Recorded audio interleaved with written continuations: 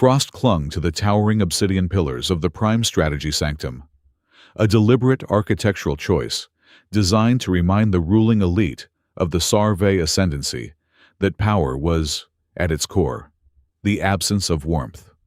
The air in the chamber was kept meticulously near freezing. In this absolute, unforgiving cold, weakness was quickly exposed, and only the sharpest minds could function. At the center of the vast, circular room hovered a massive holographic projection, casting a harsh, pale blue light over the angular faces of the War Council. The projection displayed a remarkably unremarkable celestial body. It was a small, watery globe, divided by arbitrary landmasses and choked with an invisible, chaotic web of rudimentary radio frequencies. High Archon Kaortel stared down at the planet Earth with eyes like polished black stones. Surrounding him, the highest-ranking generals of the Ascendancy stood in rigid silence, their minds linked in the shallow, passive communion of the resonance. "A fractured biosphere," Fleet Commander Viel pronounced, his voice a low, grating rumble that echoed off the frost-rimed walls. Biologically loud, technologically chaotic, they broadcast their presence to the dark forest of the galaxy like helpless infants crying in a predator's den. We have monitored their internal communications for the past 2 standard cycles. They do not possess even the most rudimentary capacity for mind resonance. They are entirely disconnected from the collective harmony of higher consciousness. The generals nodded in unison, a ripple of shared disdain passing through their linked minds. To the Saar Vey, a species without the resonance was merely a collection of clever animals. Without a unified mental architecture, these humans were deemed fundamentally inferior, incapable of true galactic comprehension or coordinated resistance. They were deaf and blind to the true currents of the universe, fighting each other over imaginary borders and finite resources. "Their inferiority is not the issue," Kaortel stated, his voice slicing through the ambient hum of the hologenerators. With a flick of his armored wrist, the projection shifted. The blue and green sphere shrank, and focus zoomed outward, centering on the planet's lifeless, gray satellite. The projection magnified a specific quadrant of the lunar surface, peeling back layers of regolith and bedrock to reveal a subterranean anomaly. A sharp intake of breath echoed through the chamber. Beneath the lunar dust lay an angular, light-consuming structure, the Black Vault. "The primitives have stumbled into the antechamber of the ancients," Kaortel continued, his tone betraying a flicker of genuine anger. "A civilian mining operation, utilizing crude mechanical drills, breached the outer crust 3 days ago. They are now physically adjacent to a Class Omega quarantine zone." The atmosphere in the room tightened. Every member of the Council knew the restricted histories. The Black Vault was a relic from the Genesis epoch of the Ascendancy, sealed away thousands of millennia ago. The sacred texts dictated that it was a vault of immense, dangerous heritage, one that absolutely forbade the presence or touch of any impure, non-resonant species. The mere thought that these deaf, warring apes were walking their muddy boots over the threshold of the Ascendancy's deepest secret was a blasphemy that demanded immediate, overwhelming eradication. "They must not be allowed to open it," General Jal declared, his hand resting instinctively on the hilt of his ceremonial plasma blade. "They lack the genetic keys, but their primitive tampering might trigger a catastrophic containment failure. We must glass the entire satellite and the mother planet along with it." From the shadows at the periphery of the holographic light, a younger voice dared to break the rhythm of the senior officers. "High Archon, Commander. I request permission to present a contradictory analysis." Heads turned, eyes narrowed. Sever Nal, a junior tactical analyst whose uniform lacked the heavy metallic braids of his superiors, stepped into the light. The audacity of interrupting the High Council was immense, but Sever's expression remained stoic, masking the rapid acceleration of his twin hearts. He stepped up to the control console, interfacing his personal data slate with the central projector. "Speak, analyst," Kaortel commanded, allowing a fraction of his oppressive psychic weight to press against the younger officer. But ensure your words are worth the disruption. The prevailing assumption is that the humans are harmless because they do not understand the Black Vault. Sever began, pulling up scrolling columns of intercepted human data, translating their raw, chaotic histories into quantifiable metrics. We assume that because they lack the resonance, they lack the capacity to interface with advanced systems. However, my study of their entire recorded history reveals a highly dangerous, recurring biological anomaly. Sever expanded a series of historical conflict models across the screen. Humans possess a terrifying evolutionary trait. They do not require comprehensive understanding of a system in order to weaponize it. They are the ultimate pragmatists of the cosmos. He pointed to a timeline detailing their industrial and kinetic eras. Observe their technological progression. They discovered atomic fission, and within less than half a decade, they used it to incinerate their own cities. They did this before they fully understood the long-term ecological consequences of radiation. They strapped themselves to controlled chemical explosions just to reach their satellite. They routinely integrate technologies that possess failure rates of over 20%, accepting the collateral damage as a mere cost of doing business. A few generals sneered, projecting waves of contempt. This only proves they are suicidal, Vile scoffed. It proves they are adaptable to a fault, Sever countered, his voice rising slightly to maintain his ground. Look at their survival metrics. I have tracked their planetary crises over the last 2,000 years. Plagues, global climate shifts, localized nuclear events, and continental-scale wars. According to every established model of sociological decay, these events should have fractured their civilization beyond repair or driven them to extinction. But the data shows a reverse correlation.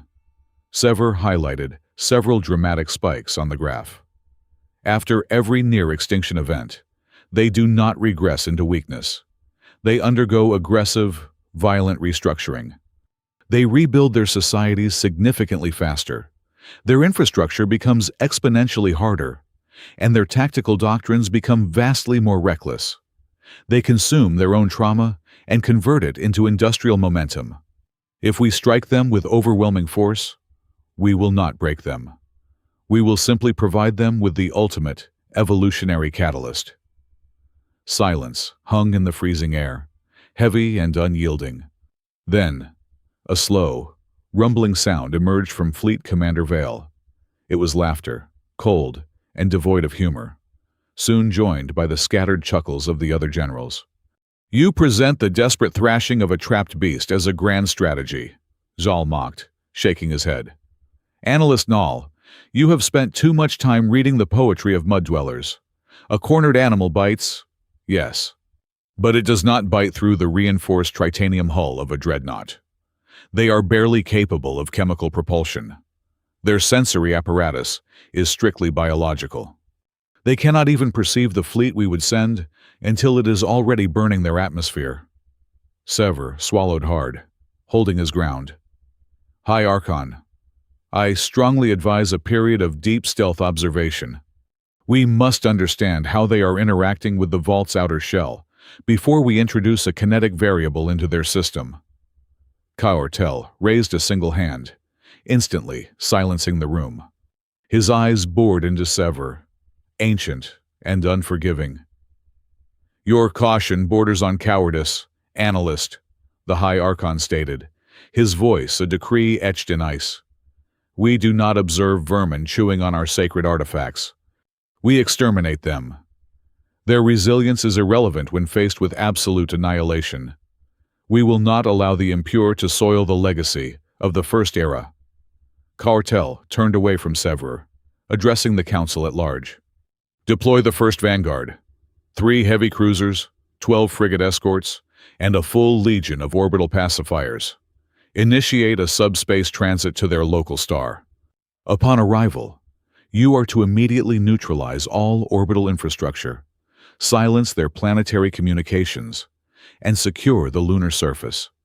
We will crush their fragile, biological noise, and reclaim what is ours before their clumsy hands can break the seal. "It shall be done.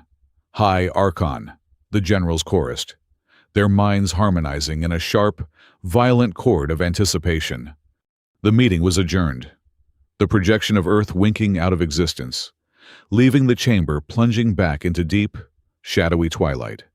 The officers filed out, their armored boots clicking rhythmically against the obsidian floor, already planning the logistics of a localized slaughter. Severnal remained behind, standing alone in the biting cold. He slowly reached out and reactivated a small, secondary monitor on the console. It was a raw data feed, a direct intercept from the primitive, messy communication relays surrounding the human homeworld. While the Ascendancy Council had debated and dismissed them, the humans had not been entirely blind.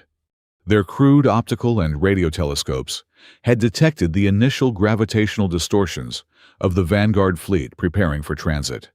Sever stared at a single, unencrypted text string broadcasted from a lunar command module, repeating endlessly into the void. He translated it in his mind, feeling the weight of the alien syntax. Unknown contact detected. Assume hostile until proven otherwise. There was no poetry in the message, no grand declaration of planetary unity, no philosophical posturing. It was a cold, mechanical, and deeply paranoid reflex. It was the sound of a species instantly slamming the magazine into a rifle, standing in the freezing sanctum of his people's greatest power. Sever looked at those harsh, unapologetic human words. For the first time in his life, the biting cold of the room did not feel like a symbol of the Ascendancy's unshakable authority. As the human words reflected off his dark eyes, the cold felt entirely different. It felt like a premonition. There was no grand cinematic moment of global unity. No single world leader stood before a podium of unified flags to declare Earth a single, unbroken nation. The reality of first contact was far uglier, far more bureaucratic, and infinitely more efficient. When the deep space telemetry from the scattered orbital arrays confirmed the gravitational distortions were artificial and approaching fast, the traditional politicians were bypassed entirely. In the span of 48 hours, a shadow network of pure, panicked pragmatism stitched itself together across the globe. It was a frantic, unpolished alliance forged in encrypted video calls and subterranean bunkers. Military generals, commercial shipping magnates, deep space observatory directors, asteroid mining executives, and civilian meteorological agencies formed a decentralized war cabinet. Nations that had spent the last 50 years pointing hypersonic delivery systems at each other suddenly ripped open their firewalls. They shared absolutely everything. Radar arrays in the freezing Siberian tundra fed raw targeting data directly to equatorial launch control centers. Massive industrial reserves in East Asia were remotely unlocked for aerospace engineers in Europe. They did not do this out of a sudden, newfound love for their fellow man. They did it because every trajectory model confirmed that whatever was decelerating into the solar system did not care about the imaginary lines drawn on human maps. The incoming force flew no Earth flag, which meant every flag was equally a target. 380,000 kilometers away, beneath the blindingly stark surface of the moon, the catalyst for this silent, planetary panic was fully unearthed. A heavy corporate drilling team, contracted to extract deep crust minerals, had cut through a layer of dense basalt and hit something that shattered their heavy industrial borers. They cleared the regolith to reveal a massive subterranean chamber. The material was utterly foreign. It was smooth, angular, and possessed the exact texture of violently scorched glass, swallowing the harsh beams of the construction floodlights without a single reflection. It was immediately designated the Black Vault.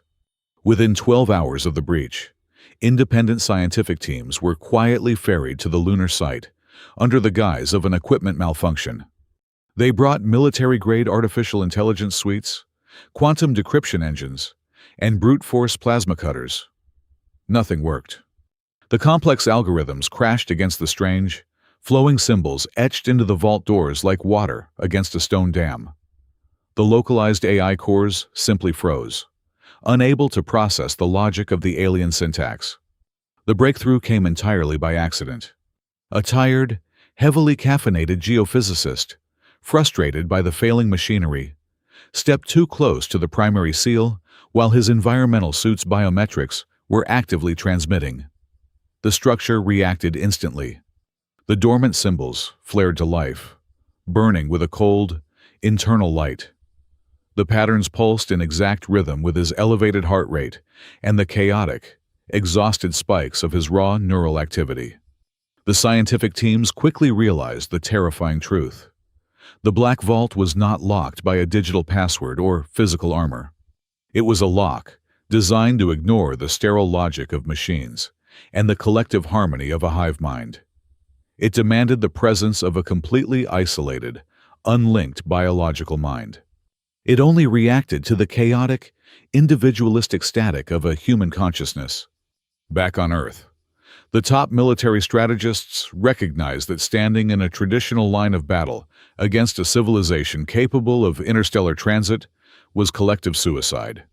If they massed their fleets in beautiful, symmetrical orbital formations, they would be easily scanned, categorized, and eradicated in a single volley of whatever advanced weaponry the enemy possessed.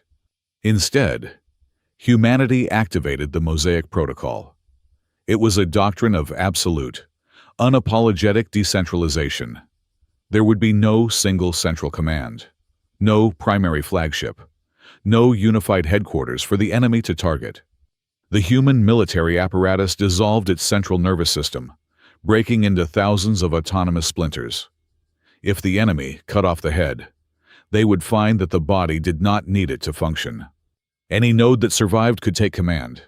The entire planet underwent a quiet, violent industrial metamorphosis.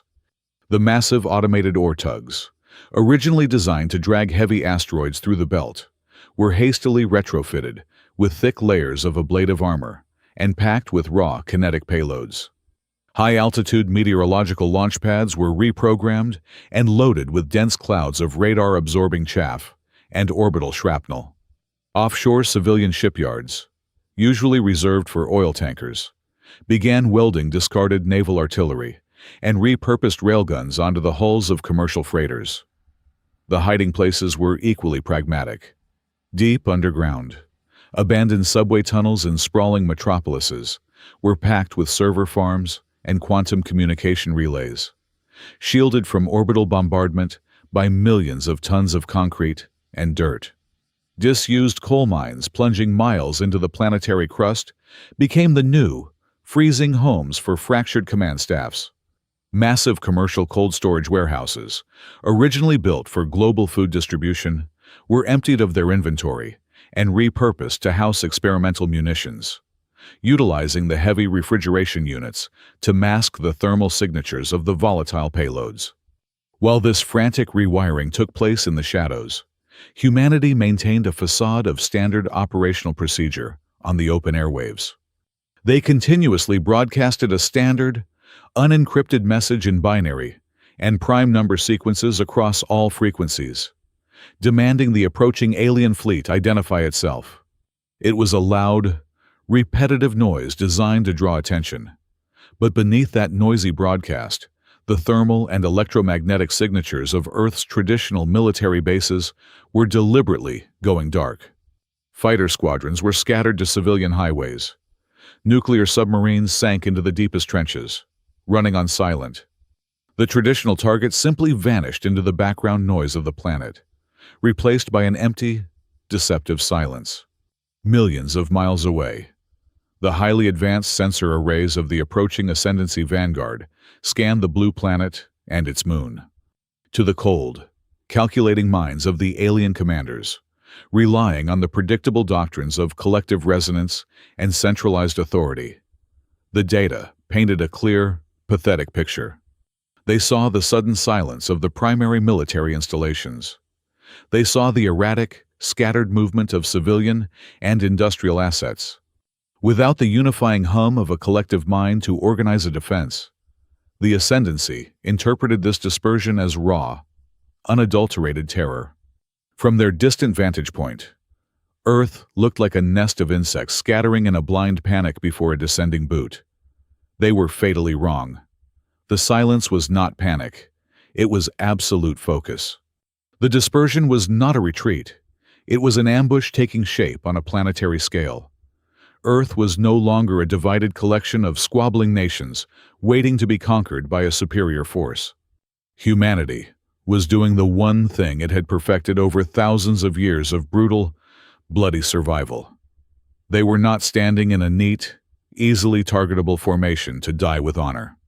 They were turning their entire civilization, every factory, every cargo ship, and every deep earth mine, into a massive, heavily armed, and utterly unpredictable improvised workshop. The Ascendancy Vanguard ripped through the fabric of real space just past the orbit of the gas giant Jupiter. It was a flawless, synchronized translation across dimensions, a testament to an empire that had conquered the physics of the universe. 3 heavy cruisers and 12 frigate escorts arranged themselves in a majestic, unbreakable spearhead formation, their sleek, dark hulls absorbing the distant starlight. Fleet Commander Vale stood on the bridge of his flagship, radiating a smug, icy satisfaction through the shallow resonance link connecting his captains. The doctrine of their empire was brutally simple, manifest with overwhelming, undeniable technological superiority. The mere sight of their advanced spatial propulsion rings and glowing plasma battery banks was designed to paralyze a primitive species instantly. Vile fully expected to find a desperate, huddled line of human warships waiting in orbit around their blue planet, trembling in tight formation before the inevitable slaughter. He expected their crude radio channels to be flooded with pathetic pleas for mercy, or the chaotic screaming of a broken, terrified command structure. Instead, the Vanguard found absolutely nothing. The tactical displays across the Ascendancy fleet registered a baffling, insulting emptiness. There were no defensive cordons drawn across the void, no heavily armored orbital fortresses, no concentrated heat signatures indicating massed military thrusters. The vast space between the outer gas giants and the inner rocky worlds was filled only with what the Saar Vey military considered worthless garbage. To an armada that hunted by detecting high-energy signatures, subspace field distortions, and active electromagnetic shielding, the human solar system appeared completely disarmed and utterly defenseless. They sailed past drifting, automated cargo barges, long-abandoned satellite husks, and endless fields of loose, silent rock. The sophisticated Ascendancy sensors, meticulously tuned to detect the high-frequency hum of advanced civilizations, completely filtered out these cold, dead objects. It was a fatal blind spot born of pure, unchallenged arrogance. The alien computers simply ignored things that did not emit radiation, possessed no clear military profile, and maintained an ambient temperature approaching absolute zero. The illusion of absolute safety shattered exactly 22 minutes into their inner system transit. There was no brilliant flash of incoming laser fire, no warning klaxon of a sophisticated missile lock. The lead cruiser simply buckled, its port side caving inward with a violent, silent shudder that sent shock waves through the resonance link. A massive, jagged mass of dense nickel iron had slammed into it at a velocity that defied natural orbital mechanics. Weeks earlier, long before the enemy fleet had even translated into the system, human asteroid miners had attached disposable, heavy-duty gravity tractors to dozens of deep space rocks. They had altered the trajectories of these massive stones by tiny fractions of a degree, solving a lethal math equation and walking away. It turned dead, floating stone into an unavoidable, planet-killing hammer. The Vanguard immediately tried to break formation, their powerful thrusters flaring brilliantly as they attempted to maneuver out of the kill zone. The moment they lit up their engines, they were instantly blinded.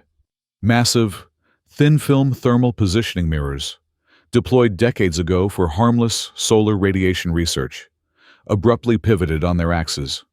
They focused the raw, unfiltered light of the local star directly into the Ascendancy's delicate, optical, and thermal sensors, washing their bridge screens in pure, blinding white static.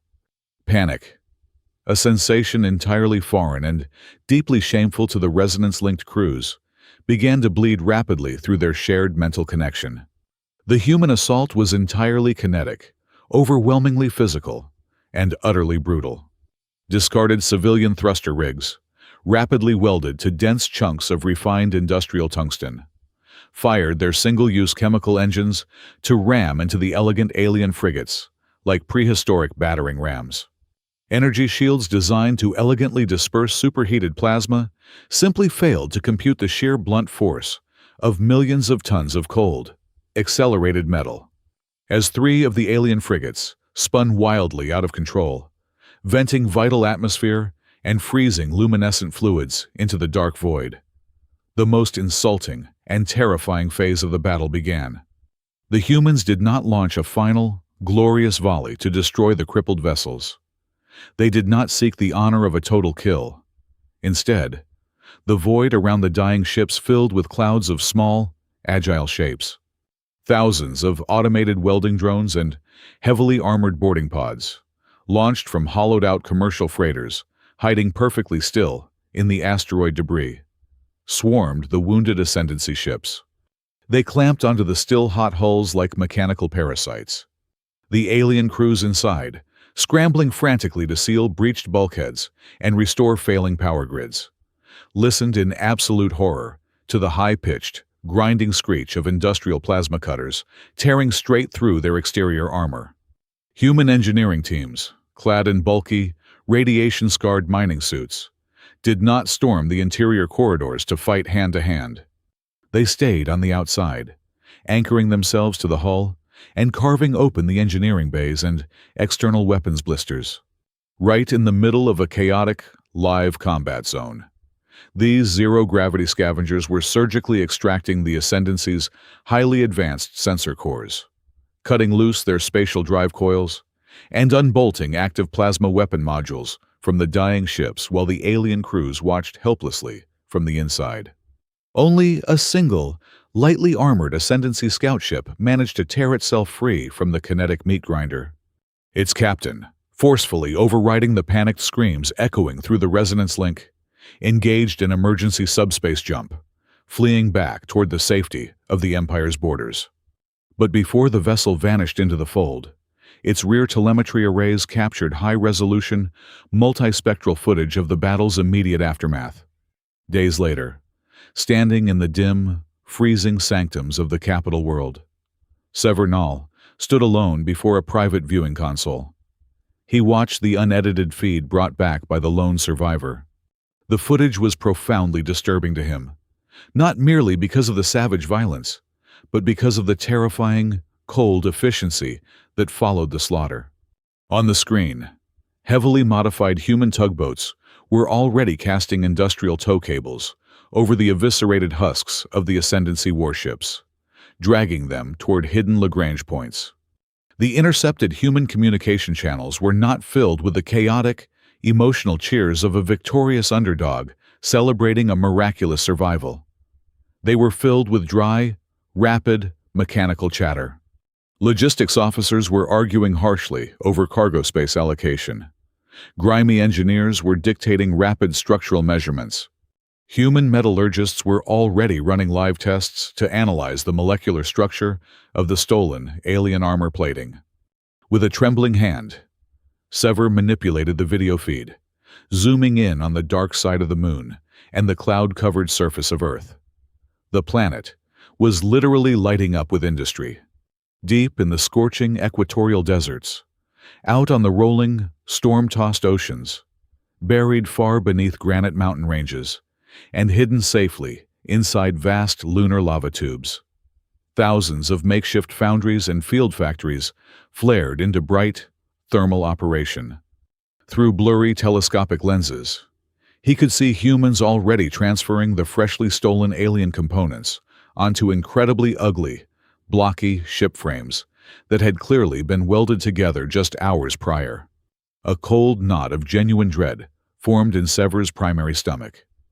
He understood the visual data with a horrifying clarity that his arrogant superiors still stubbornly refused to grasp.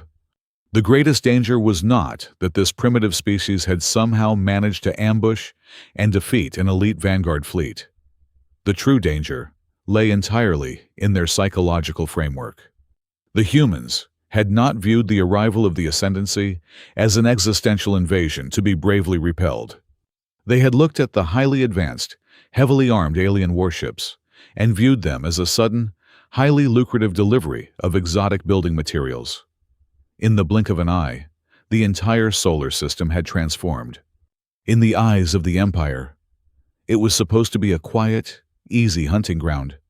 Instead, Sever realized, it had become a massive, ravenous factory. The humans were not just desperately trying to survive the night. They were actively and aggressively learning how to arm themselves using the very corpses of the hunters sent to execute them. The grand avenues of the Ascendancy capital remained bathed in the synthetic, golden light of perpetual triumph. Citizens moved through the immaculate plazas with the serene confidence of a species that had not known a true military threat in 10,000 years. Beneath this flawless veneer, however, a suffocating paranoia had taken root within the highest echelons of the ruling council. The catastrophic loss of the Vanguard fleet was instantly and ruthlessly classified.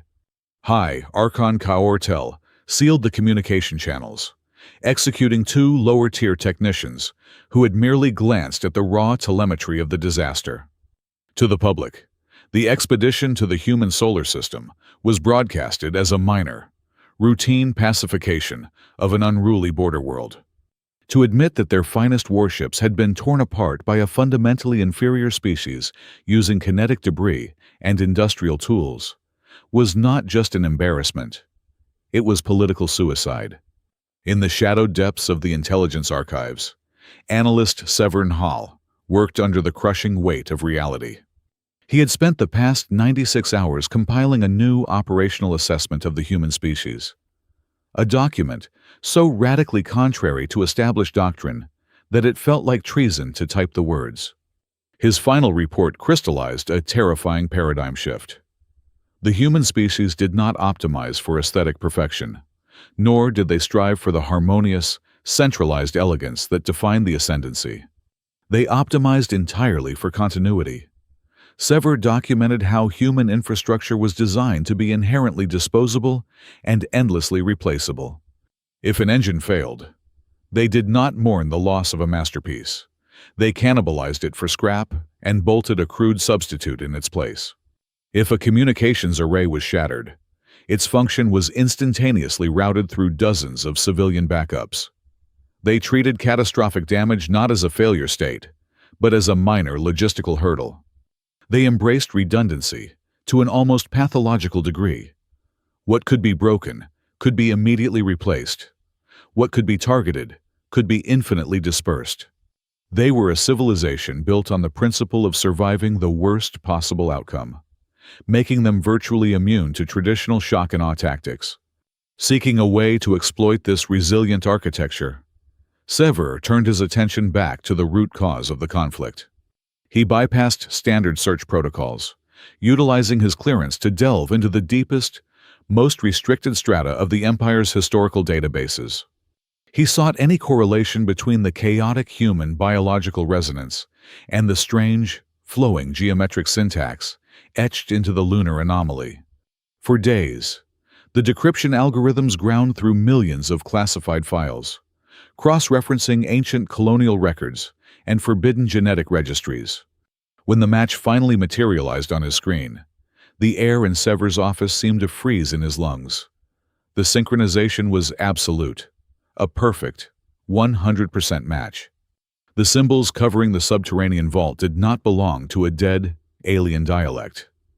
They were the foundational, encrypted biological signatures of a highly classified, modern military program. They perfectly matched the genetic and neural architecture of the Apex 12. The implications threatened to tear apart the very fabric of the Ascendancy's mythology. The Apex 12 were not merely soldiers. They were living gods of war, the ultimate physical manifestation of the Empire's supremacy. They were engineered legends, deployed only to deliver the final, killing blow to civilizations that refused to kneel. Yet, the data on Sever's screen presented an impossible paradox. The vault was supposed to be a relic from the dawn of the cosmos, sealed long before the Empire's rise. If the biological keys to that ancient structure were identical to the genetic code of their modern, supreme warriors, it meant the Apex 12 were intimately connected to whatever was buried on that primitive moon.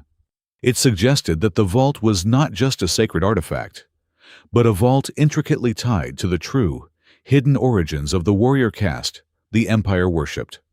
Clutching the encrypted data drive, Sever secured an emergency audience with the High Archon. The throne room was empty, save for Kaortel, who sat shrouded in shadows, his aura radiating a volatile mixture of fury and desperate pride.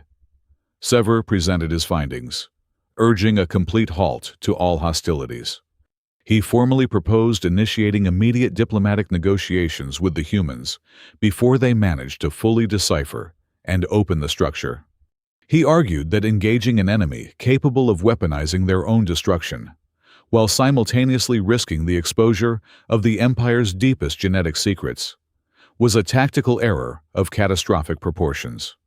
Kaortel reacted not with contemplation, but with a sudden, violent outburst of telekinetic force that shattered the ceremonial glass table, separating them.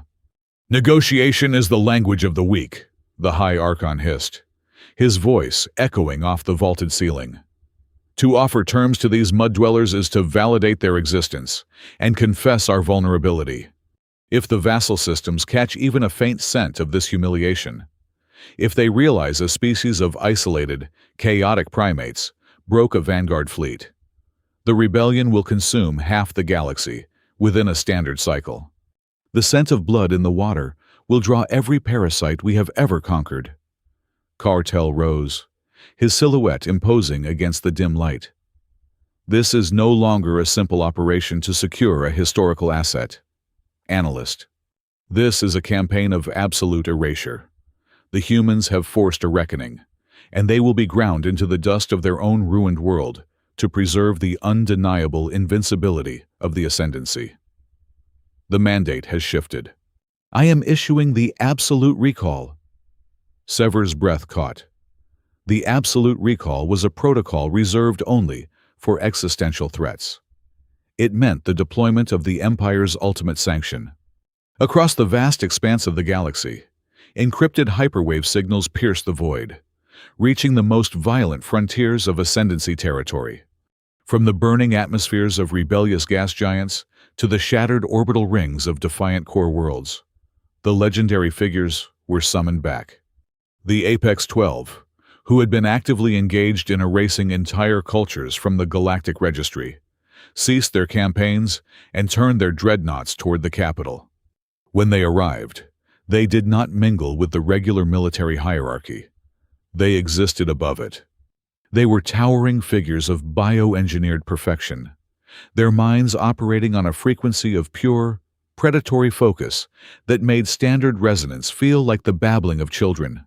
At their head stood Othver, a warrior of such immense tactical intellect and physical lethality that his name was used to frighten the commanders of enemy fleets into unconditional surrender.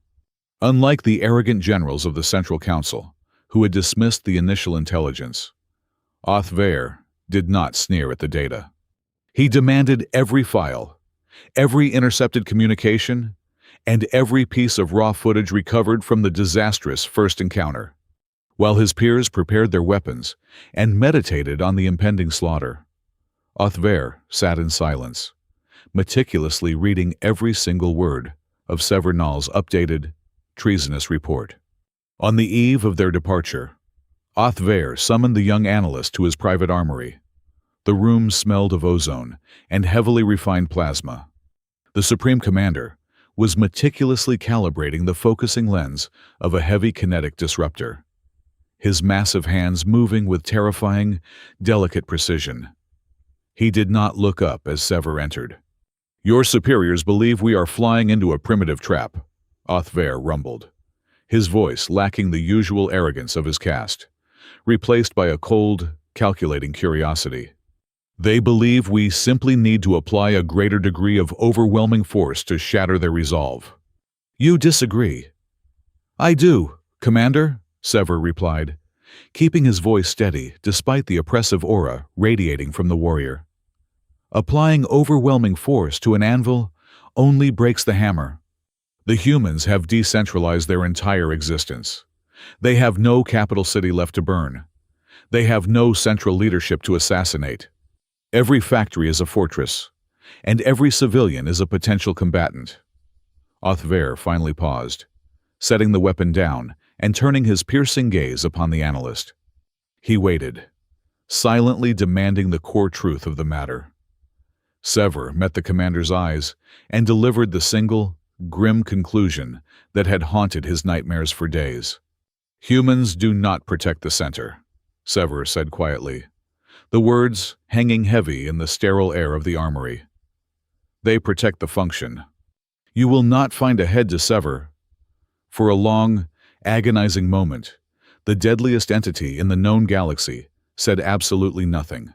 Othver stood perfectly still, his mind processing a tactical reality that contradicted a lifetime of glorious conquest. He had spent his entire existence crushing the vital organs of enemy empires, targeting their leaders, their command nodes, and their central relays.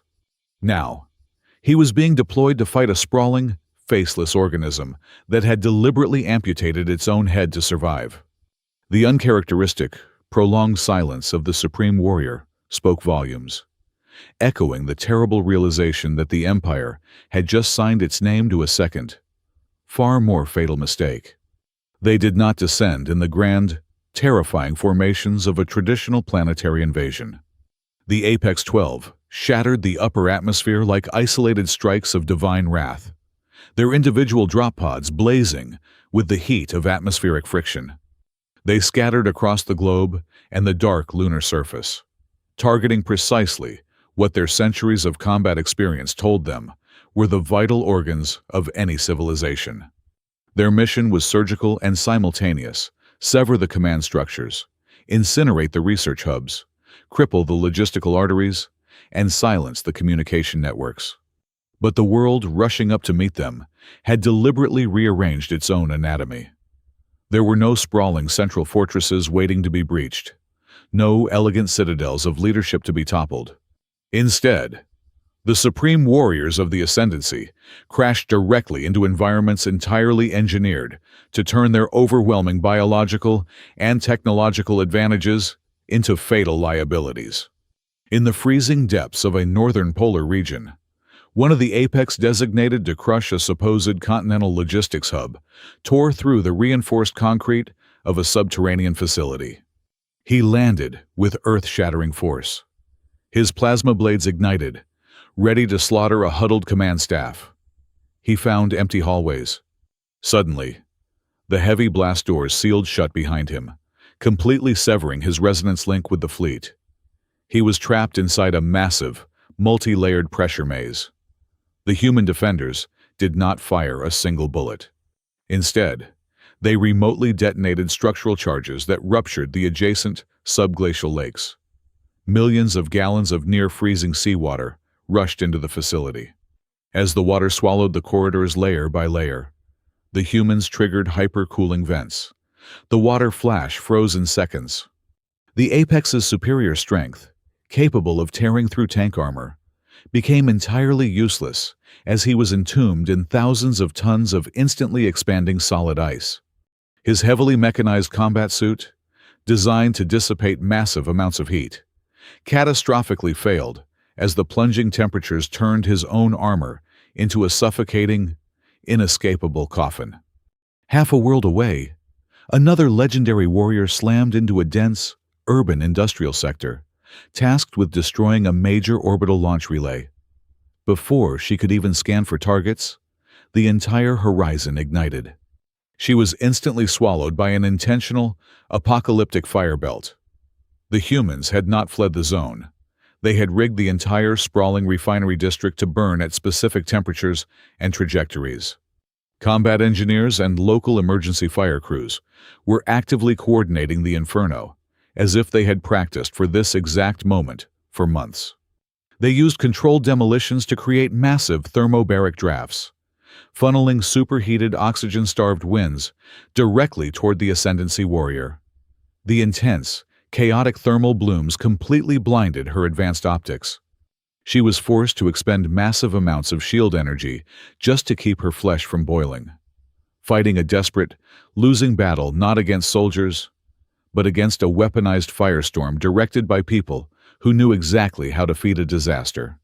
Deep beneath a mountain range, a third apex brute forced his way into what orbital scans had identified as the primary global defense nexus.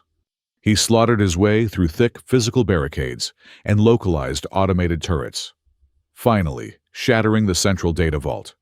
He stood amidst the sparking ruins, expecting the human defense grid to collapse in a cascade of planetary panic. Instead, as he ripped the core memory drives from their housings, he realized the terrifying truth. The staggering volumes of data processing through the room were entirely fabricated. It was a decoy, a digital ghost town, generating complex but meaningless noise. His destruction of the facility did not stop a single human unit from fighting. The humans did not operate with a head that could be severed. They fought in fiercely independent, localized combat clusters. They were temporary links in an invisible chain. If a commanding officer was vaporized, a logistics clerk who understood the immediate tactical problem seamlessly took over the decision-making process. If a communication array was destroyed, they bounced encrypted laser signals off passing clouds or relayed orders through archaic, hardwired civilian telephone lines. Yet, the most deeply unsettling aspect of the planetary drop for the Apex was not the ingenious lethality of the traps. It was the profoundly disturbing psychological warfare the humans employed.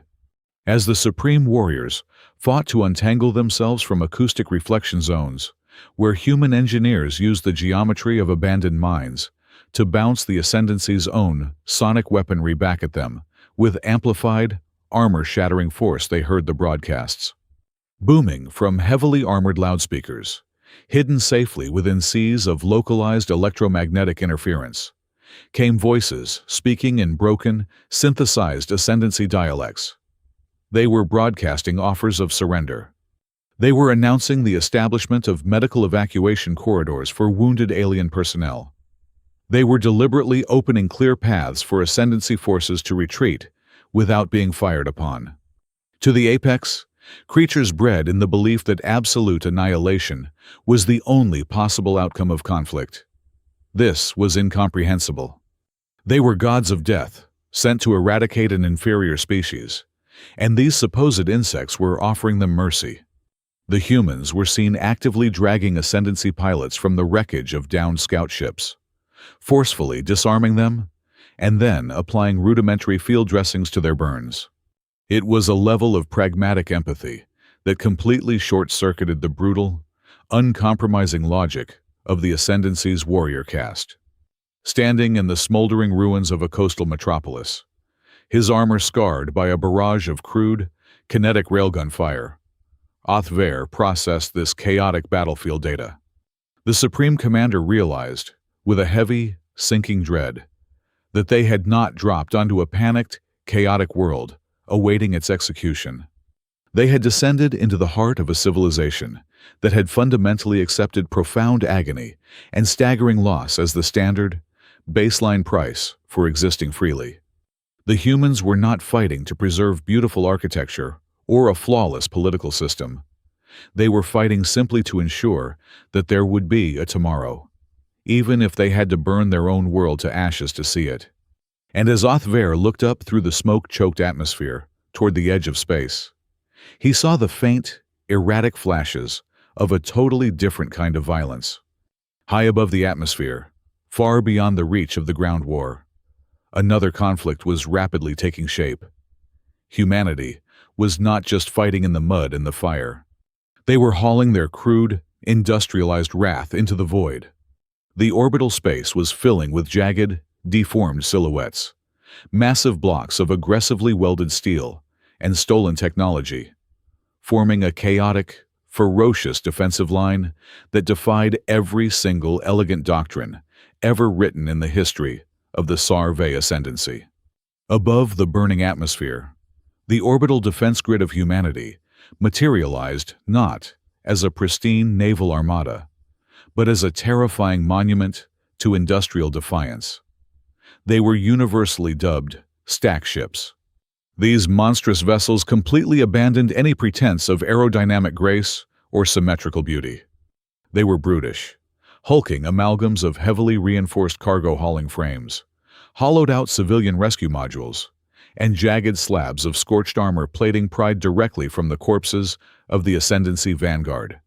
At the heart of these floating scrap heaps roared stolen alien drive cores, violently integrated into human reactor networks with thick, pulsing bundles of heavy-duty fiber optics and crude cooling pipes.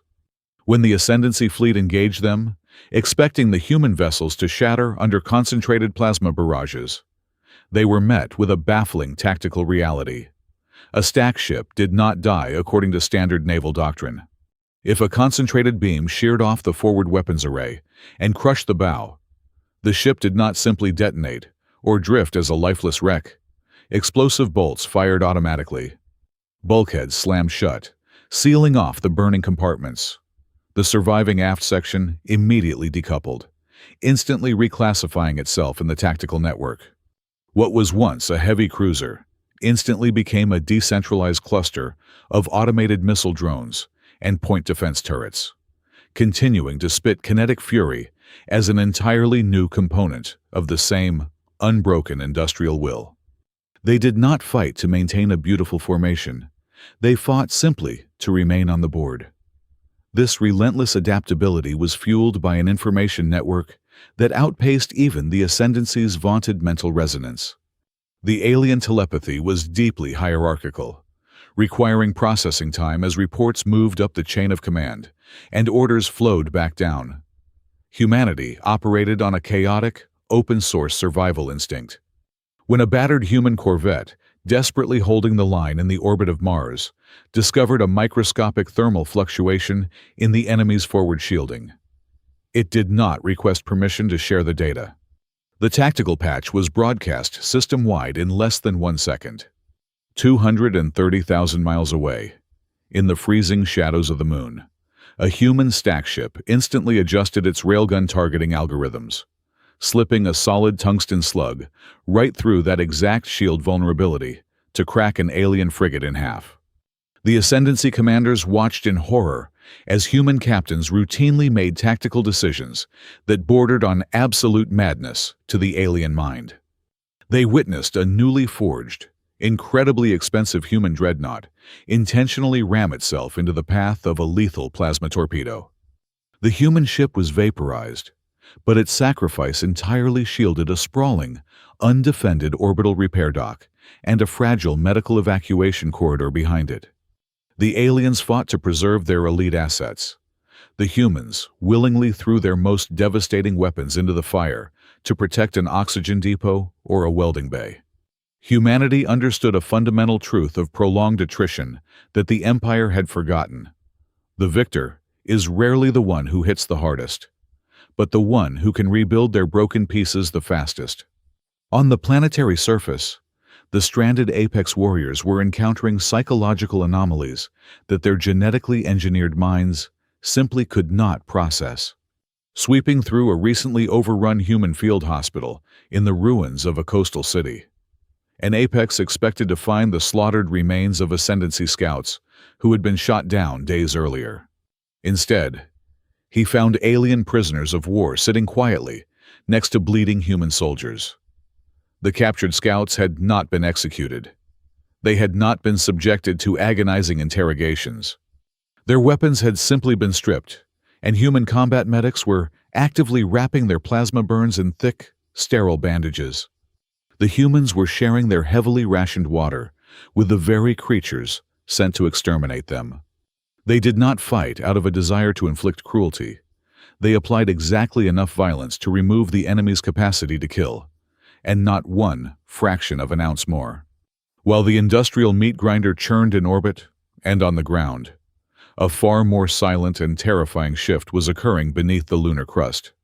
Deep inside a yawning lava tube, illuminated only by the harsh, flickering glare of emergency glow sticks, one of the elite Apex Vanguard stalked toward the coordinates of the Black Vault. As he approached the perimeter, his highly sensitive auditory receptors picked up a sound that made his twin hearts stutter. It was a voice, echoing directly from the smooth, obsidian surface of the vault. Then, another voice joined it, and another. They were speaking in a multitude of overlapping dialects, languages that the Ascendancy had meticulously eradicated from the galactic database thousands of years ago. HFY, operating independently on a parallel descent vector, breached the final subterranean cavern and laid his eyes on the anomaly. The Supreme Commander raised his heavy scanning gauntlet, expecting to read the terrifying energy signature of a dormant, planet-cracking weapon. The readings that flooded his visor made his blood run cold. The structure was not pulling ambient energy to charge a firing sequence. It was entirely passive, emitting dense, incredibly complex waves of compressed data. It was not a bomb waiting to be detonated. It was a locked vault of memories, a massive, uncorrupted hard drive, holding the forbidden truths of the cosmos. Before HFY could transmit this revelation to the fleet, his tactical display flared with 3 sudden, silent anomalies. 3 of his most lethal Apex brothers, stationed at the outer perimeter of the vault's chamber, simply vanished from the localized network. There were no frantic distress calls. There was no sound of armor shattering or plasma blades igniting. There were no bodies left behind in the lunar dust. Their biosignatures simply evaporated, replaced by strange, rhythmic feedback pulses that perfectly mimicked the biological heartbeats of the missing warriors, looping endlessly into the dark. Light years away, in the suffocating, paranoid shadows of the capital's intelligence sanctum, Severnal stared at his monitors with wide, terrified eyes. He had illegally spliced his terminal into the raw data feed transmitting from the lunar surface. He watched the biorhythms of the missing Apex warriors echoing back from the very surface of the ancient structure. He cross-referenced the strange, looping pulses with the unauthorized neural spikes the human scientists had accidentally triggered days earlier. The pieces of the puzzle slammed together in his mind with the force of a kinetic strike. The colossal space battles, the burning cities on Earth, the desperate industrial resistance.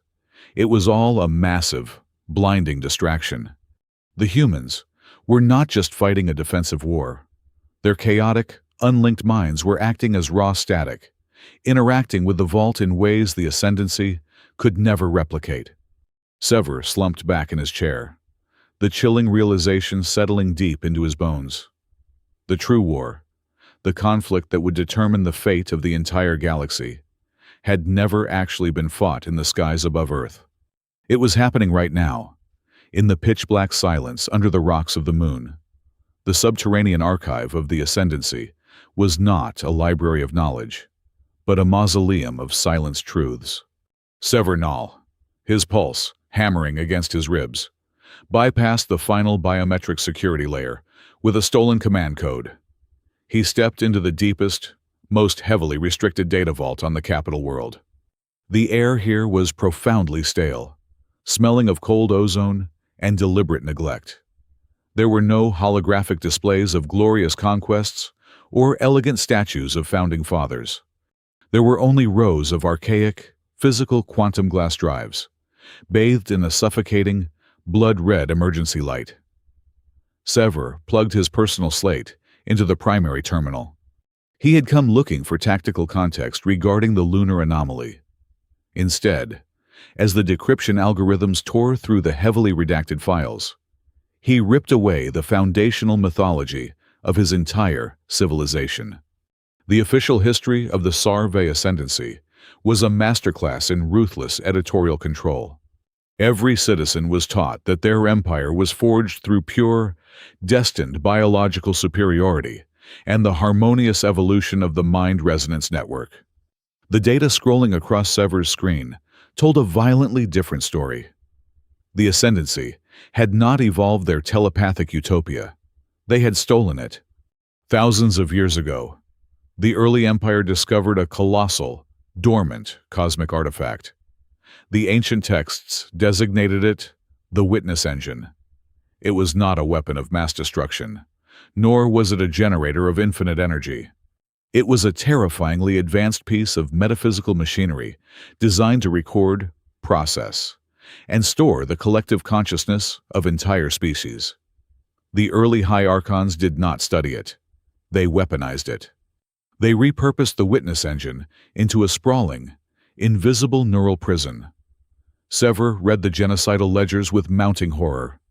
The vaunted mind resonance network, the very pride of the Empire, was not a natural harmony. It was a synthetic tapestry, woven from the agonizing, bound echoes of countless civilizations that had been systematically erased from the physical universe. Whenever the Ascendancy conquered a world, they did not merely kill the inhabitants or enslave their bodies. They fed the collective psychic weight of the defeated species into the Witness Engine. The machine stripped away their individuality, crushed their free will, and converted their raw mental energy into the psychic fuel that powered the Saar Vey telepathic grid. The flawless, unified voice of the Empire was actually built upon the silent, eternal screaming of billions of lobotomized ghosts. The revelations grew even more sickening. The Apex 12, revered as the ultimate biological perfection of the warrior caste, were a fabricated lie. They were not bred to conquer. The genetic sequences Sever had matched to the Black Vault confirmed their true, dark purpose. They were biological deadbolts. The ancestors of the Apex 12 were genetically engineered to act as living keys, designed specifically to lock the Witness Engine away on a barren, forgotten moon in a distant, primitive solar system. They were stationed at the edges of the galaxy, not to expand the borders, but to ensure that no one ever found the engine and turned it off. Their terrifying strength was just a byproduct of the genetic density required to interface with the cosmic lock. And then, Sever understood the fatal irony of the current war. The Empire had spent millennia engineering defenses against telepathic threats, ensuring no resonant species could ever approach the vault without being instantly detected and assimilated by the network. But humanity was entirely different. They were biologically deaf to the resonance. They did not sing on the same frequency. They were a chaotic storm of isolated, screaming individual minds. To the Witness Engine, a human consciousness was like static electricity, impossible to grasp, impossible to absorb, and completely immune to the psychic meat grinder that had consumed so many elegant civilizations. Because they were not born to harmonize. Humans were the only creatures in the known universe capable of walking directly into the core of the vault without having their egos swallowed whole. Armed with this apocalyptic truth, Sever made the most dangerous decision of his life. He downloaded the core files, wiped his access logs, and marched directly into the Prime Strategy Sanctum. Kaortel sat alone upon the elevated command dais, reviewing the catastrophic casualty reports from the orbital meat grinder above Earth. When Sever presented the unredacted history, the data drives clattering onto the obsidian floor. He expected rage. He expected the Archon to deny it. Instead, Kaortel merely looked at the young analyst with eyes devoid of any moral conflict. "Our entire civilization is a parasite," Sever stated, his voice trembling with a mixture of terror and disgust. "We are feeding on the chained minds of the dead. If the humans open that vault, the engine will be exposed. The neural feedback will shatter our network." "You speak of parasitism as if it is a crime," Kaortel replied, his voice a low, terrifying whisper. "It is the fundamental law of the cosmos. Analyst. The strong consume the weak to sustain their glory. The engine brought us order. It brought us absolute peace. I will not apologize for the methods that elevated us above the mud." "It is a lie," Sever shouted, abandoning all protocol. And the humans are immune to it. You sent our greatest warriors down there, and they are nothing but the keys the humans need to unlock the door. Kaortel's expression hardened into a mask of pure, tyrannical ice. You have stared too long at the chaos of the primitives, Severnal. You have allowed the ideological poison of an inferior species to infect your logic. You are broken. The Archon raised his hand, signaling the royal guard stationed beyond the heavy acoustic doors. Sever knew he had exactly 3 seconds before he was executed for high treason. He did not hesitate. He triggered a localized electromagnetic pulse from his modified datapad, instantly blinding the room's internal sensors and momentarily severing Kaortel's active resonance link. In the ensuing seconds of dark chaos, Sever sprinted down the maintenance arterial, vanishing into the labyrinthine ventilation shafts of the Capitol spire. There was no path back to his old life. He was a dead man breathing on borrowed time, bleeding from a laceration on his shoulder. Sever managed to slice into an automated, deep space border relay station on the outskirts of the Capitol grid. He bypassed the encryption protocols, burning out the terminal's safety overrides to maximize the transmission power. He compiled the horrifying historical truth, the true nature of the witness engine, and the biological purpose of the Apex 12 into a massive, highly compressed data burst. He did not aim the signal at the Ascendancy fleet. He aimed it directly through the cosmic dark, pointing it at the chaotic, noisy radio arrays of the human moon. He slammed his fist onto the execution key, firing the transmission into the void just as the Capitol security forces breached the relay room doors. Hours later, deep within the heavily fortified, freezing lava tubes of the lunar surface, human cryptographers caught the anomaly. It was a massive, highly structured alien data packet bursting through the background radiation. It took the combined processing power of 3 repurposed commercial supercomputers 24 hours to crack the encryption. When the translation finally finalized on the primary command screens, the sheer weight of the revelation silenced the entire underground bunker. The human commanders, exhausted and hollow-eyed from weeks of brutal industrial warfare, stared at the parsed alien history. The pieces of the puzzle slammed together with terrifying clarity. The Black Vault was not a weapon depot. It was the control room for a galactic prison. The Ascendancy was not a natural superpower. It was a vampire empire feeding on a psychic battery of enslaved species. And most importantly, the human analysts realized the ultimate, galaxy-altering opportunity. If they could force the vault completely open, they would not merely win a local defensive war. They could physically disconnect the witness engine. They could shatter the mental meat grinder that fed the entire alien empire, collapsing the Ascendancy's power structure overnight. Simultaneously, light years away on the Capitol world, the Empire's internal intelligence network finally traced the trajectory of Sever's unauthorized transmission. High Archon Kaortel stood before the great holographic map, staring at the glowing red line that connected his throne directly to the human moon. The secret was out. The contagion of truth had breached the quarantine. Panic, cold and absolute, finally gripped the ruler of the galaxy. If the humans understood what they were standing on, they would not negotiate. They would pull the plug on the Empire. Kaortel realized that conventional warfare was no longer sufficient.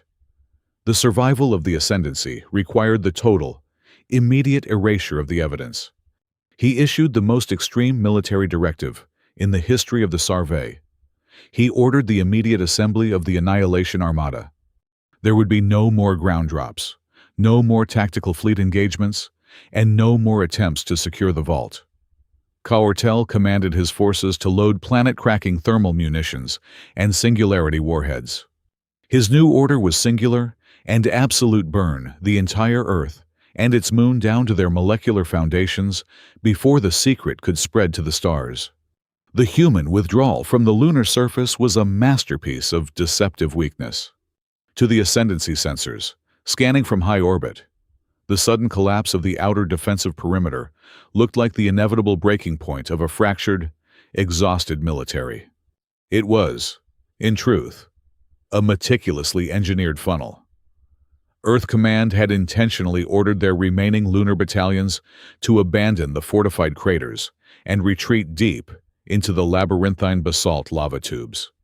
They were bleeding the environment, drawing the surviving elite warriors directly into the suffocating, pitch-black throat of the subterranean abyss.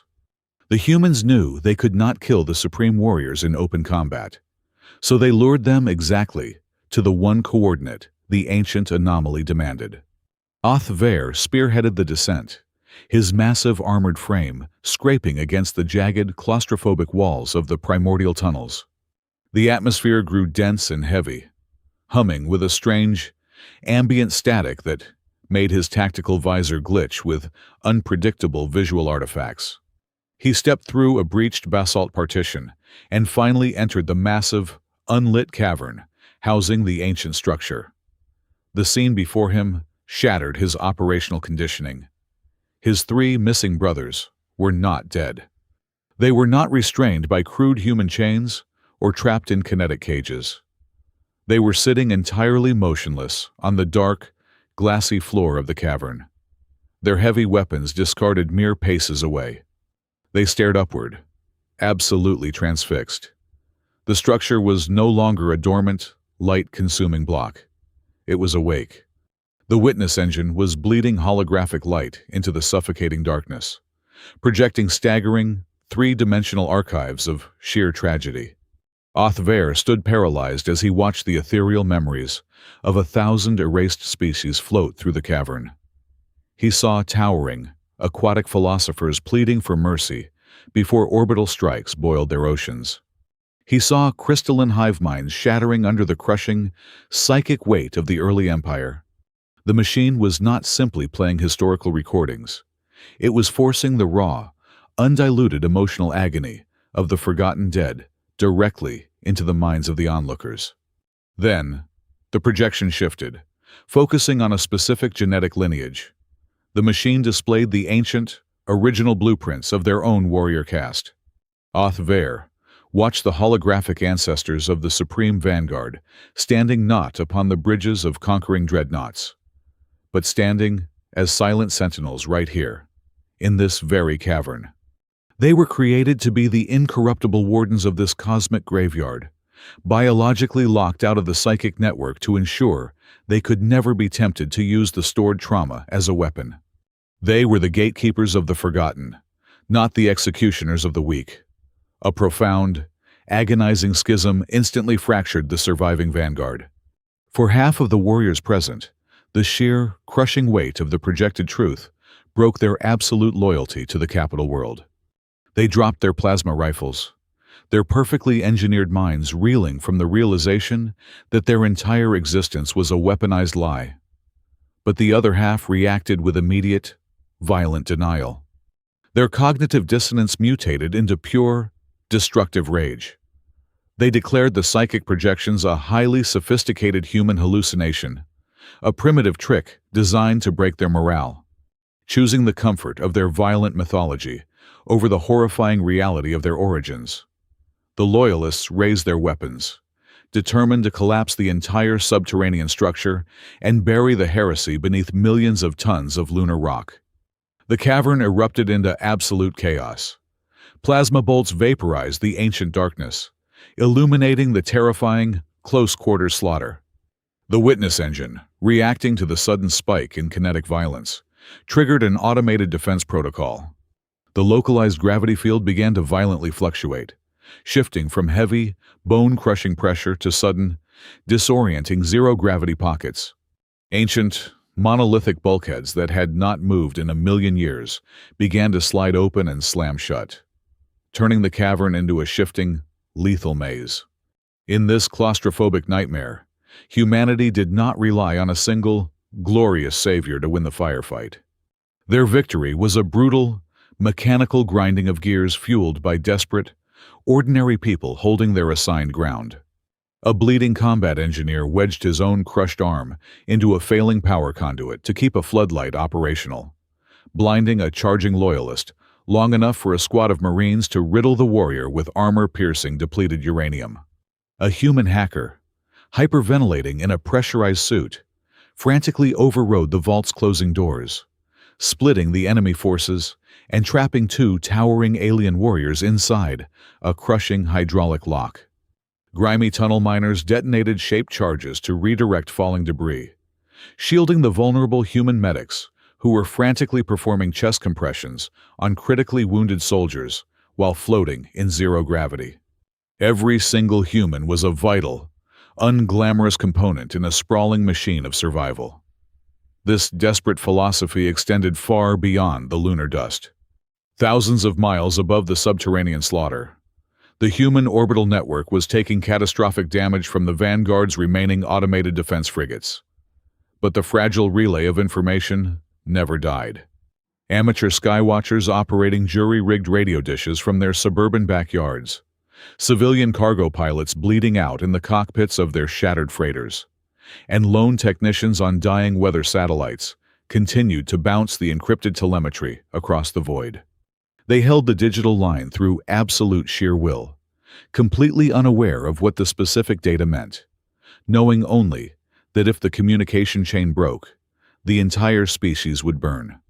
They fought and died to keep the channel open, proving that when there is no central command, every single citizen becomes the most important link in the chain. Back in the shifting shadows of the vault, the human cryptographers translating the active data streams from the witness engine suddenly screamed of frantic realization over the localized tactical net. The ancient machine was attempting to process the sudden influx of alien biology in its immediate proximity. The translation algorithms finally cracked the vault's ultimate failsafe mechanism. The engine could not activate its absolute, system-wide broadcast function with a partial genetic sequence.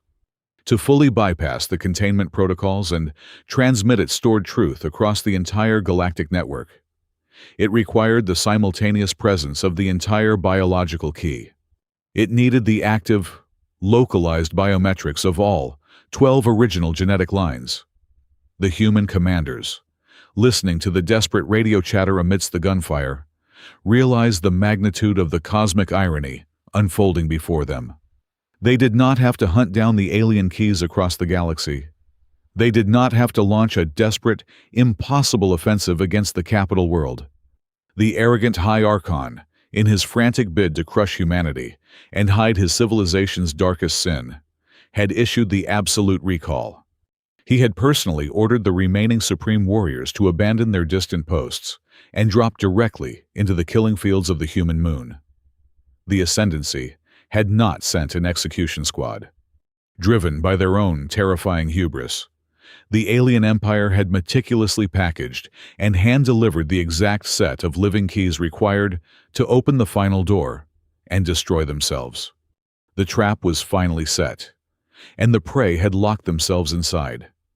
The Annihilation Armada did not translate into the system with the arrogant, sweeping formations of the Vanguard. They tore a ragged, bleeding hole in the fabric of space just beyond the orbit of Mars, boiling the vacuum with the thermal displacement of 10,000 capital ships. At the center of this apocalyptic swarm rode High Archon Kaortel aboard his colossal flagship, a vessel so massive it generated its own localized gravity well. He did not open hailing frequencies. He did not issue demands for unconditional surrender. The time for imperial posturing had died the moment his darkest secret was intercepted. He ordered a total, system-wide communications blackout, determined to reduce the blue planet, its pale moon, and the ancient machine buried beneath it to molecular ash. If the solar system was entirely erased, the galaxy would only ever hear the authorized, sanitized history written by the victors. Against this overwhelming wall of impending death, the scattered, battered remnants of the human orbital defense grid did not attempt a futile final stand. Instead, Earth Command executed a desperate strategy of dispersion. Deep within the hidden asteroid foundries and hollowed-out cargo freighters, Human engineers triggered thousands of crude, single-use micro-jump drives. These devices were violently cobbled together from stolen alien warp coils and unstable human nuclear reactors. They were not attached to weapons or escape pods, but to heavily armored signal transmitters. Like a handful of seeds cast directly into the teeth of a hurricane, these relay nodes were blindly scattered across millions of miles of the solar system. Some materialized inside the rings of Saturn. Others plunged into the crushing atmosphere of Jupiter, and hundreds more drifted silently in the freezing void of the Kuiper Belt. They formed an impossibly wide, chaotic mesh network, waiting for a single, vital data burst to relay to the wider galaxy. Light years away, deep within the ventilation shafts of the Capitol spire, the catalyst for this final gambit played his last card. Severnal, bleeding heavily and hunted by automated security drones, managed to splice his datapad directly into the primary planetary targeting array. He knew he could not stop the Annihilation Armada, but he could blind them just long enough to matter. With his fingers slipping on the cracked screen, Sever introduced a cascading, recursive logic bomb into the fleet's resonance synchronization. For exactly 4 agonizing minutes, the mental link connecting the thousands of alien captains catastrophically fractured. Target locks dissolved into static, firing sequences aborted. Ships careened wildly out of formation, their automated collision alarms screaming. Sever bought humanity 240 seconds of chaotic grace, and he paid for every single second with his life as the security forces finally breached the shaft. Those stolen minutes were the difference between total erasure and a fighting chance. Beneath the trembling crust of the moon, the nature of the war had fundamentally shifted. Oth Ver, towering over the mangled remains of a loyalist warrior, formally and violently severed his psychic ties to the Empire. He turned his heavy kinetic disruptor toward the remaining Ascendancy elites, who were desperately trying to breach the inner sanctum of the Witness Engine. He no longer fought with the cold, calculated precision of an invader. He fought with the desperate, ferocious rage of a living weapon trying to atone for a generational sin. Every loyalist he crushed, every plasma blade he deflected, was a physical rejection of the lie he had been bred to enforce. He stood shoulder to shoulder with fragile, exhausted human Marines in the claustrophobic dark, acting as an impenetrable shield against his own kin. Behind them, the ancient machine was reaching a critical mass of operational processing. The Witness Engine was no longer simply projecting passive memories. It was actively compiling a comprehensive, irrefutable indictment of the entire Saar Vey Ascendancy. It dragged horrifying evidence from its deepest archives, formatting millions of terabytes of classified atrocities into a single, cohesive broadcast. It compiled the raw, agonizing neurological data of the Mind Slave Network, generating lists of thousands of eradicated species. It pulled the brutally honest war logs of the early conquests, the exact geographic coordinates of the Empire's sprawling biological processing prisons, and paired them with the live, violent telemetry of the current slaughter happening above their heads. It was building a cosmic death warrant for Kaortel's regime. Then, the brief window of orbital chaos closed. The Annihilation Armada regained its horrific synchronization. Kaortel directed the full, unrestrained fury of 10,000 dreadnoughts directly at the lunar surface. The orbital bombardment did not strike with surgical lasers, but with sustained columns of superheated plasma that bored straight through the bedrock. The ceiling of the lunar caverns began to catastrophically fracture. Massive slabs of ancient basalt, weighing thousands of tons, plummeted into the dark. Choking clouds of pulverized regolith and blinding flashes of plasma began to flood down the subterranean corridors, vaporizing the outer defensive lines instantly. The labyrinth was collapsing in upon itself. In the subterranean command bunker, a makeshift room welded together from scrapped mining equipment. The highest-ranking human officers watched the structural integrity alarms flash red. Their communication lines to Earth were failing, drowning in the electromagnetic interference of the bombardment. They had a brief, fleeting window to order an emergency evacuation for the vital cryptography personnel and the surviving high command staff. They could seal them in deep crust survival pods and hope the alien fleet missed a few. The human general, a man whose uniform was stained with engine grease and dried blood, looked at the compilation progress of the witness engine. He issued a single, flat denial. There would be no retreat. They all understood the brutal calculus of the moment. If the key personnel fled and the broadcast sequence failed to initialize, humanity might survive in the dark, but tens of thousands of other worlds would continue to live and die in the invisible, suffocating chains of the Empire. They chose to burn. They ordered every remaining combat engineer, every surviving medic, and every battered infantryman to abandon the collapsing outer tunnels and fall back to the absolute center. The air grew terrifyingly thin as the life support systems failed under the structural shifting.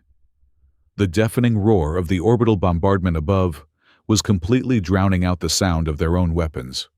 With all escape routes blocked by walls of collapsing stone and blinding alien fire, the ragged remnants of the defense force moved forward.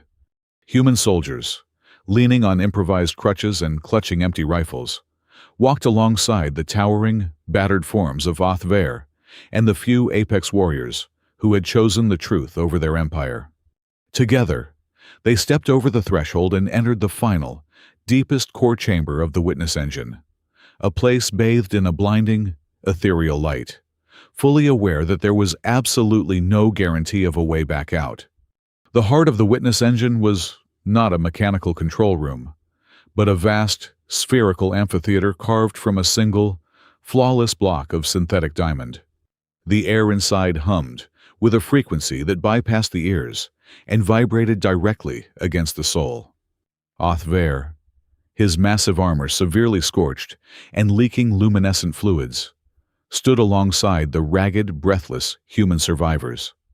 The central console, a spire of pure holographic data, pulsed with a blinding, desperate light. It delivered its final, absolute requirement: to bypass the local jamming fields of the alien fleet and force the intergalactic testimony gate wide open. The machine demanded the complete set. All 12 living keys had to be accounted for.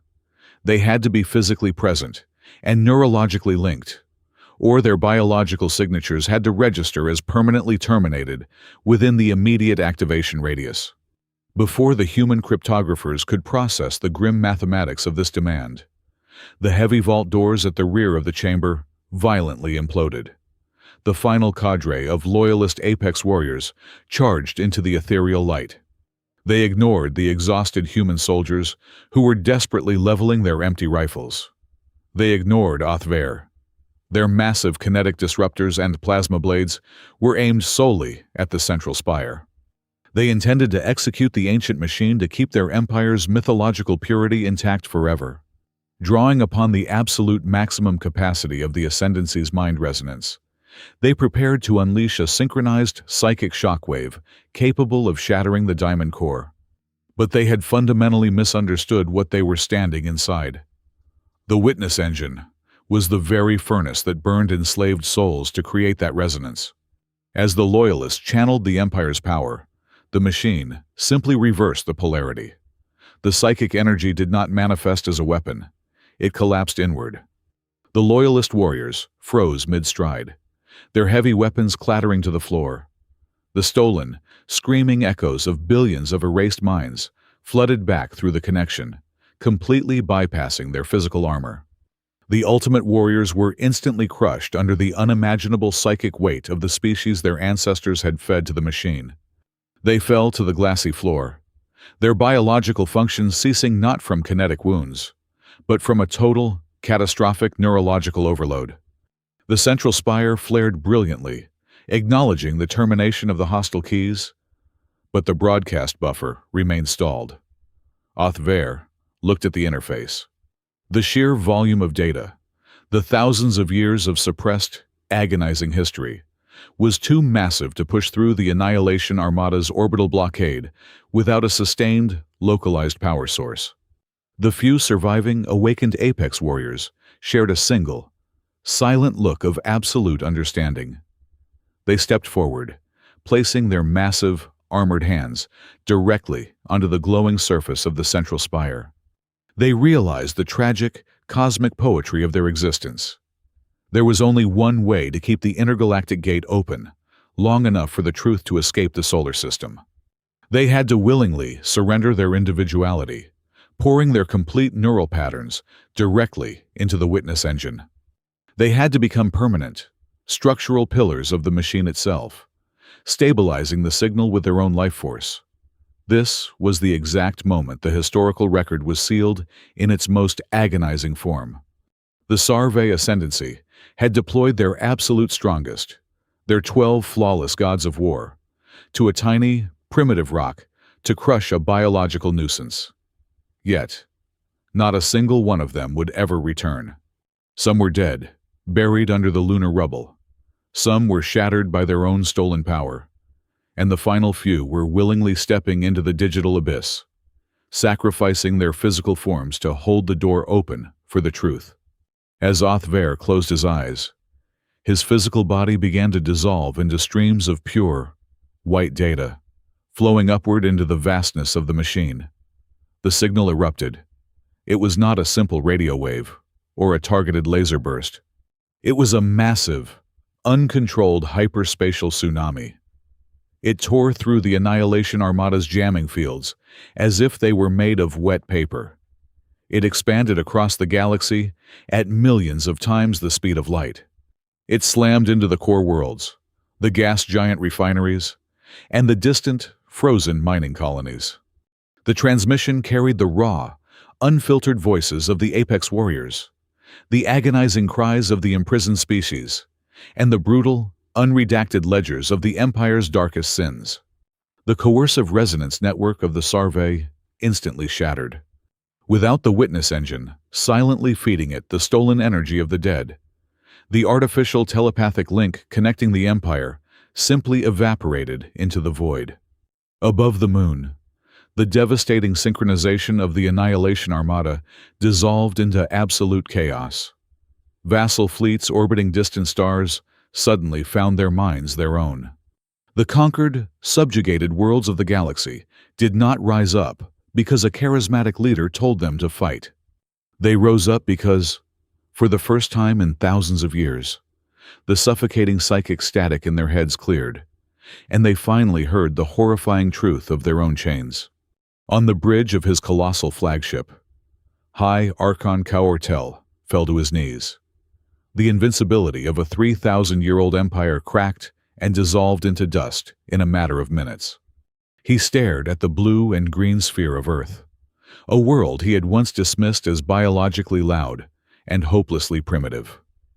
His absolute power had not been defeated because the humans possessed bigger guns or thicker armor. His empire fell because those fragile, chaotic apes possessed the sheer, terrifying audacity to pry open a prison that the entire rest of the galaxy had been culturally conditioned to fear. The Ascendancy fleet above Earth hung paralyzed, their command structure fractured, waiting for the killing blow from the scattered human orbital defenses. They expected the humans to unleash a wave of genocidal vengeance, to hunt down the crippled alien ships and slaughter them without mercy. Instead, the primitive radio frequencies crackled to life with a completely different kind of shockwave. Earth Command broadcasted system-wide, unencrypted and repeating. They were not screaming for blood. They were transmitting standard terms for a temporary ceasefire. They were charting safe navigational corridors for Ascendancy vessels to immediately withdraw from the solar system. More incredibly, human tacticians were openly broadcasting the localized protocols to safely dismantle the Empire's biological processing facilities, offering their rough, pragmatic expertise to the newly liberated vassal worlds on how to untangle the neural networks without killing the surviving victims. It was a staggering display of pragmatic empathy, a victory that silenced the old empire far more effectively than any plasma torpedo ever could. Humanity refused to become the monster they had just slain. In the centuries that followed, as the galaxy slowly rebuilt from the ashes of the Saar Vey, historians would write countless volumes about the Lunar War. But the myriad species of the cosmos did not base their new calendars on the day the alien dreadnoughts burned, nor did they focus on the chaotic industrial tactics of the human defense grid. The most enduring memory of the conflict, the phrase etched into the monuments of 1,000 liberated worlds, was the final transmission sent from the witness engine. It was spoken in the deep, resonant voice of Othver, the greatest warrior of a fallen empire, echoing perfectly through the dark. Humans did not conquer us. They opened the prison we were ordered to guard. Thank you so much for listening to this story. Please let me know where you are listening from in the comments below, so we can connect and share our thoughts together. If you enjoyed this journey, please subscribe to the Sci-Fi Stories channel, like this video, and support us even more by hitting that hype button so this story can be heard by many more people.